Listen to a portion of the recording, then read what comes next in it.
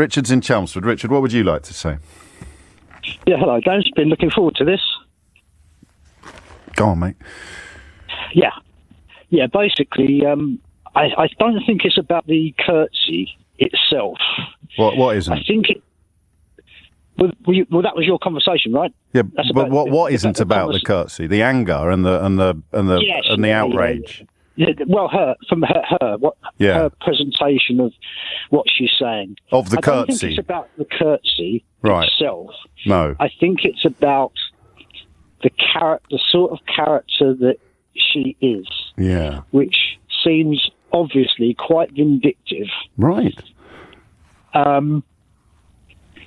Because I think it's evident that she had split up with a few partners in the past. God, really? And sent a ring in the post, just dropped her boyfriend. I think it was a restaurateur or something, and he was going to further her career. Right. Where did you learn this? This morning. No, but where? Where did the information come from? Oh, Talk Radio, your favourite. What? I know you're laughing, James. Yeah, I know you would, because you think you're the bee's knees, aren't you, mate? Richard, you were looking forward to this. Let's not let it fall apart quite so early. No, I am looking forward to this. So you heard on a radio station that she once sent a ring to an ex, and now you know what her character really is. No, you can. But why didn't you hear on this radio? No, you carry on. You crack on, mate. Don't you see it yourself? I mean, I don't actually think that you believe what you're saying. I think you're a provocateur, and that's the whole basis of your show, isn't it? And now we're talking about me. But it's always about you, isn't it? No, we're talking about Meghan Markle and your insights into her character gleaned from listening to a different radio station an hour ago. Yeah, they had Richard Tice on earlier, you know, the one that you had out in Keckner's. Yes, I told him to F off. Yeah. Why are we talking about that now, Richard? No, I'm just sort of saying that because you asked me where I heard it, that's all. But you'd already told me. Yeah. So what's going on, Richard, really, do you think, here? How do you mean? Well, you've got on the radio. You said you were really looking forward to it, and well, I am because what are you telling me, Richard? On radio. What do you think you're telling me? You just bullied a poor girl on the radio. She's speaking a lot of sense, and you're just trying to humiliate her. Okay, I mean that's a criticism that I have now heard. But why are you here? I am here because I'm telling you I think she's a very vindictive character. Based on what? I know people. Yeah, go on. I've met people that have gone out with partners that think they're the bee's knees, right. And when the attention doesn't come their way, they think they're queen bee. I've been out with women like that myself. And, right, you've been out with women like Meghan Markle, Richard. Obviously, they haven't been on the Suits. Oh God! I'm just saying that character. They think they're high maintenance types, right? And attention seeking. Okay, why are you giving her so much attention? Why am I giving her so much attention? I've just brought it up because that's your subject. And it's this whole big thing. This is, I'm sort of in relation to what the last lady said. There's people that won't be able to afford to heat their homes and everything, and everybody's making a big thing about it. Why have you never rung me about them? Huh? Why have you never rung me about them? We were talking about them yesterday. Yeah, but you don't care about food banks. We were talking about them yesterday. Why didn't you ring me then? I've tried to ring you several times. Everyone's talking about how they've tried to talk about food banks. I tried to ring you last week, but okay. I tried to ring you last week. But you don't care about the people that you pretend you're caring about. Well, that's another criticism that you have now made. It's the truth. Okay. You're a liar and a bully. Here we are. I know you're a liar. Yeah. And back to Meghan Markle. There's evidence out there. Back to Meghan Markle. I've just told you. You told. Okay. So what's your answer, James? What's your answer? What's your clever comeback? I don't need a clever comeback, Richard. Come on. No, I don't. I don't need a clever comeback. I only need a clever comeback if somebody hasn't really done my job for me by humiliating themselves live on the radio, mate. And you humiliate yourself on the radio every day because you just sort of. You know what you just said. You just did. I know you are, but what am I? You're such a child. Grow up. Anything else? I know you've got issues, James. But, Yeah, you know, that's why you bully people. You know. I'm sure you're a really lovely fella, really, but you just need to be nicer to people. When you came on air and said, I've really been looking forward... I've been looking forward to it a long time. What were you looking forward to, mate?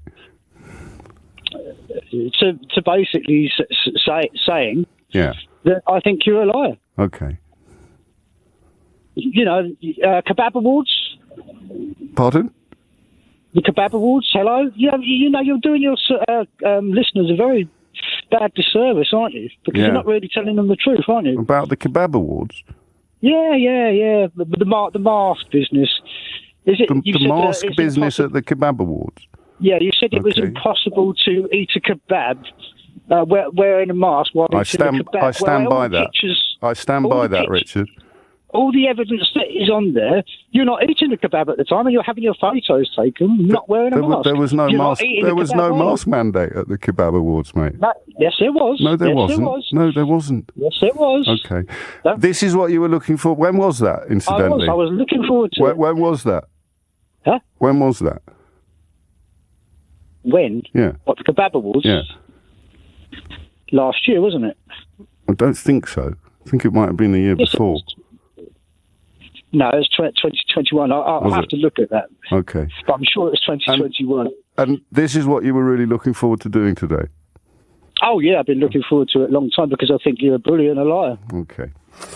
I wish you well, Richard. I really do. Maybe I wish you well. Try and spend a little bit less time hating and a little bit more time looking after yourself. No, I don't like people being bullies, that's all. Well, I'm not bullying you, Richard. I'm listening to you. You're not bullying me. You won't bully me, but you bully the last lady. You bully your listeners every day, don't you? You patronise them. How do you feel about the people who bully Meghan? How do I feel about the people that bully Meghan? I don't like them. Oh, okay. But I don't like them. But you've rang in to assassinate her character because she reminds you of your ex. I'm not. You're twisting my words. I'm really not, mate. There's a tape. I'm not your mate. See, this is what people. Okay. I'm not your mate. Okay, Richard. I'm not twisting your words, Richard. Well, you seem to think you know me quite well. You've been offering up a fairly detailed analysis of my character. I would suggest that you think you do know me quite well. I don't know you. Well, then, where did all these accusations come from? You come across as a liar. Okay. But, what did you think was going to happen? You on morning programmes on Sunday. Yes. On Sundays back in the day, and yes. You know, I just thought, no. My dad said, "Oh, that James character, he doesn't come across as a very nice fella." No. What did you think was going to happen, Richard? Seriously, did you think I was going to get cross, or that you were going to get the better of me, or that? I mean, what did you think when you were sitting there? Wait, just let me ask this because I'm genuinely interested, and maybe your dad could help as well. But when I didn't, I just said maybe your dad could help as well. When you were sitting there waiting to come on, thinking, right, I'm going to show him, and what did you just in your mind? You must have had a vague idea of what was going to happen. What did you think was going to happen, Richard? I just want you to be a bit nicer to your listeners. And you thought the way to achieve that was by ringing me up and trying to insult me repeatedly. But you so what did you think was going to happen? What did you think was going to happen? I just want to know, seriously, because then maybe next time I could help you, and it would happen. Did you think you were going to, I don't know, beat me in an argument, or that you were going to get? What did you think? What then, Richard? No, nothing in particular at all. Really. But what were you looking forward to? I was looking forward to just telling you a few home truths. Okay, and how are you feeling now? Yeah, I feel all right. Yeah. Yeah. Okay. Yeah. Good. Yeah. Good. So we'll do it again. A bit like how you feel when you get things off your chest, I suppose, like to your listeners every day. Right. You know, I bet you've bolstered your chest down, and you know. Yeah, all of that, Richard. Oh yeah. Oh, you do. You know what I mean? So, you know. Yeah. You know, I'm sure you're a decent guy, really. You know. No, but you were sure I'm not 2 minutes ago. Huh? But I think it's all a facade.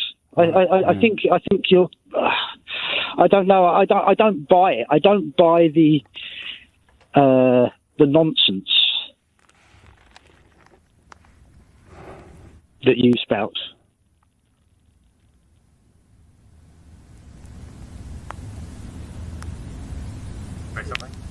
You all right, mate? Are you all right? I mean, did therapy work out for you? Very well. I wrote about it in my last book. It worked out for you, did it? Yeah. Well, it didn't, did it? It didn't.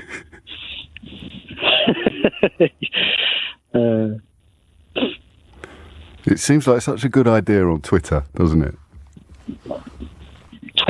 Yeah. Who said anything about Twitter? Well, or whatever sort of weird little chat group or Facebook. But it's such a good idea. All these I things. don't use social media. I'll get on air. I'll tell him what's what. I'll show him what he's really like. And mate, you're sitting here with your trousers around your ankles, talking about the Kebab Awards. But you lied about it. You did lie about it. Well, I lied about the Kebab Awards. No, you lied about the fact that you said it was impossible to eat a kebab while wearing a mask. It is. All the evidence Richard. suggests, the evidence is out there.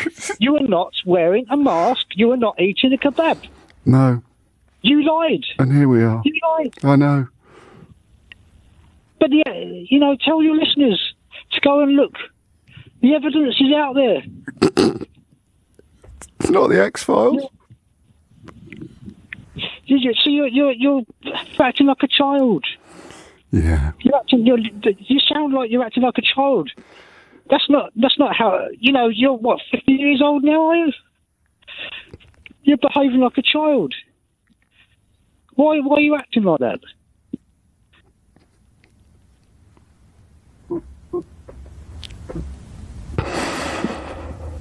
I didn't want you to think I was talking over you or cutting you off, Richard. No, go on. I'm sorry to be wasting your show. I am loving. I know you're making a very helpful contribution, which everyone's enjoying enormously. Yeah, I bet they're laughing. Yeah. It's Keith.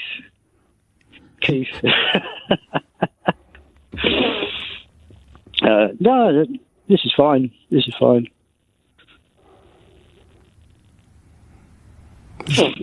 But no, as I say, I genuinely think that Meghan is a vindictive character.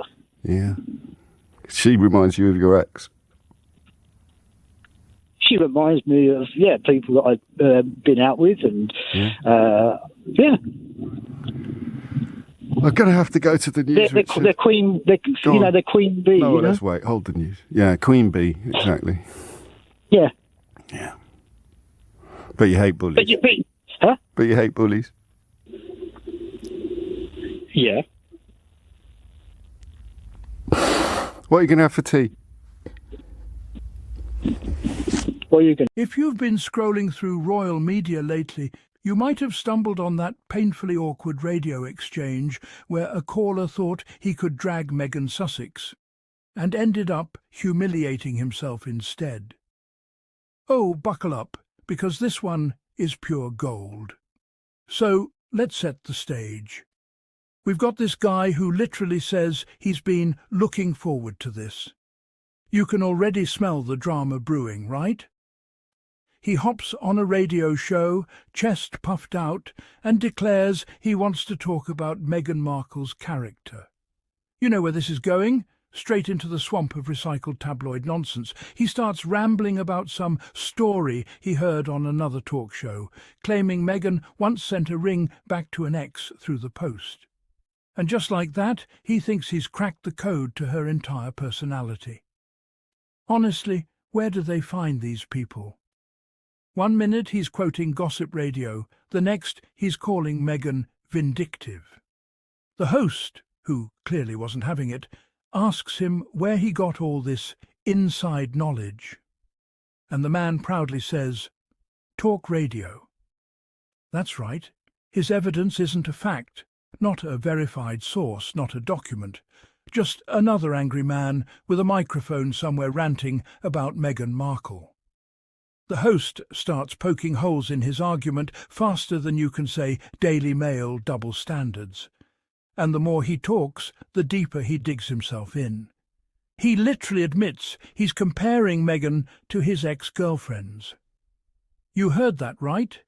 This man thinks that because his ex once ignored him, he suddenly understands Meghan Markle. Sir, you need therapy, not airtime. The host even calls him out, asking, "So you hate bullies, but you're calling to bully Meghan?" That's when it all falls apart. The guy can't decide if he's a victim, a hero, or the Queen's long-lost PR manager. By the end, he's babbling about kebabs, masks, and evidence being out there. I'm sorry, but what evidence? The man's entire argument sounds like it was assembled from a Facebook comment section and a broken WhatsApp chain message. And let's not forget, this meltdown is a perfect snapshot of how some people lose all sense of logic when Meghan's name comes up. The obsession is real. These folks don't want the truth. They want a villain. And when you can't find one, you just make one up. Meanwhile, Meghan Sussex is out there minding her business, working, supporting charities, being a mum, and smiling like the queen she is. Yet these so-called critics can't go 1 week without recycling the same old stories. She's vindictive. She's controlling. She sent a ring back. Please, if sending a ring back makes you evil, then half of Britain is doomed. The truth is simple. Meghan didn't destroy the monarchy. She exposed it. She didn't divide a family. She protected her own peace. And that's what these loud, bitter voices can't stand. They want her to be silent, humble, and grateful for the abuse.